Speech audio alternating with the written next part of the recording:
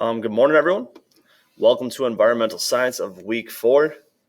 Today, guys, I'm going to go through just brief notes. We're only going to get through 3 different species just to keep kind of moving in the right direction. Make sure you guys read the rest of Google Classroom to fill out the homework and the Google form that I think that's potentially going to be there. I haven't fully decided yet. Okay, but make sure you guys take these notes. These notes are going to be linked below as well. Other than that, guys, if you guys have any questions, concerns, issues, please let me know. Just so you guys know, so we're all on the same page, you guys will have a mammal identification test coming up once we are all done. This test will be closed notes.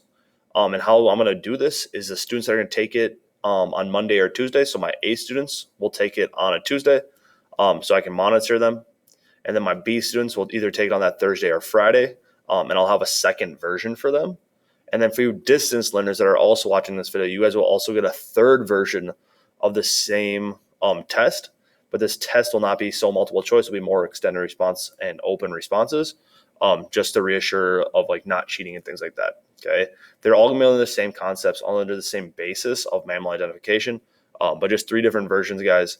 The reason for this is that a lot of this stuff is just going to be images and depicting and whatnot, and I want you guys to be able to show me what you truly know rather than what my notes can show you. So when we get close to that day, guys, I'll talk to you and let you guys know kind of what's going on. For the meantime, let's get going. So for the first species that we're going to talk about today is the eastern cottontail rabbit. And we're going to compare this to the snowshoe hare. Now, most of you guys have probably seen eastern cottontail rabbit before. I believe so. Most of you guys have probably been outside. They're in your backyard, okay?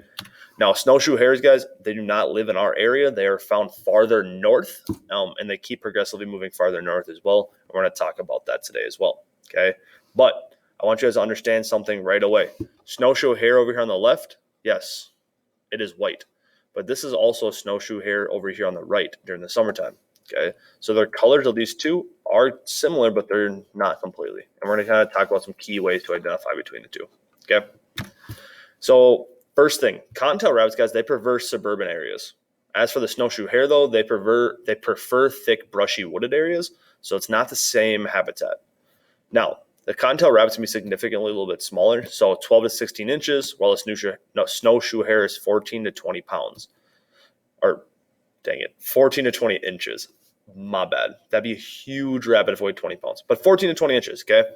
Now, the cottontail rabbits weigh somewhere between 2 to 3 pounds, and the snowshoe hares weigh somewhere between 3 and 4 pounds.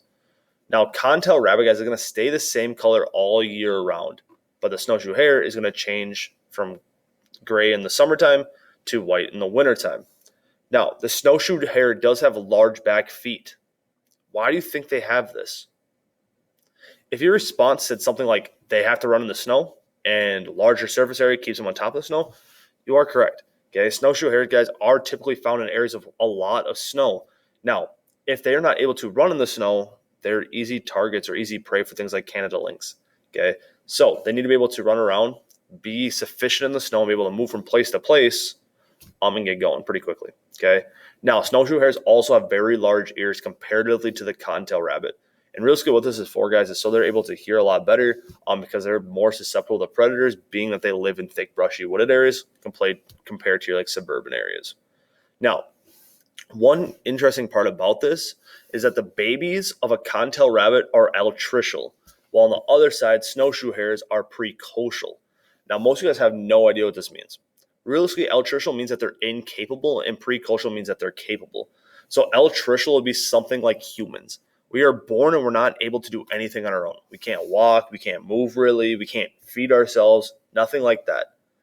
Now, precocial, though, means that pretty much after birth, you're able to walk around and can pretty much feed yourself. Now, does that mean you still have parents around? Yes. But having an altricial baby makes you more susceptible for predators to come find you and kill you, or kill your predators, or not your predators, but kill your babies. Because you have to stay pretty close to them, and you have to be pretty like sensitive to what's going on. Now, as for precocial babies, they can realistically do whatever they want at the point of birth. The mom is still around, and there is still some parental taking care of, but the mom is less susceptible to getting injured and or dying, and hopefully this leads to more success rates as it comes from their birth. Okay, So altricial, once again, means that they're not capable of doing anything at birth. And precocial means that they are capable at birth. Okay, so they can instantly start walking around and start finding their own food. Okay. Now, there is a little video down here, guys. Suggest you watch it. Now, the last one we're going to talk about today is the white-tailed jackrabbit. Okay, the white-tailed jackrabbit is found in Minnesota. And this white coat kind of looks like a snowshoe hare. Okay, now understand this is not a snowshoe hare. We're going to talk about some key characteristics to help identify between them. So white-tailed jackrabbits, guys, are roughly 24 inches in length, and they're 6 to 10 pounds. So they're the biggest rabbit species that we have in the state. Now, they're brown gray with a white belly in the summer and white with darker ears in the winter. And they live in open areas. So if you remember, your snowshoe hares lived in tight, thick, wooded areas, but your white-tailed jackrabbits live in open areas, okay? So we're talking like your big native prairie grass prairies and fields and things like that. Okay, agricultural fields, they could live there as well. Areas, guys, where they have a very large distance to see and look around. Now, their babies as well are also precocial. And the white-tailed jackrabbit's pretty sweet because you can run up to 40 miles per hour. Now, one thing I do want to point out, though, I'm going to go back a slide. I'll point out these images on their ears. Their ears, guys, have a black tip, okay? This happens in the summertime and the wintertime. They still have this black tip. It doesn't ever go away. So if there's a large bunny or a large rabbit in a field with black tip ears, it's probably a white-tailed jackrabbit. My apologies, guys. Quick break. But today, guys, all we're going to go through is white-tailed jackrabbit. Oh, hell, let me click this again. We're going to go through cottontail rabbit and snowshoe hare, and that's it, okay? Just take note, guys, how to differentiate between eastern cottontails and snowshoe hares versus your white-tailed jackrabbit. Also, here's a hint. Please, please, please know the terms precocial and altricial. It's going to help you when we talk about identifying between these types of species, okay? Other than that, guys, have a good day. Make sure you guys finish up Google Classroom like I told you prior. Other than that, if you have any questions, please email me. Bye.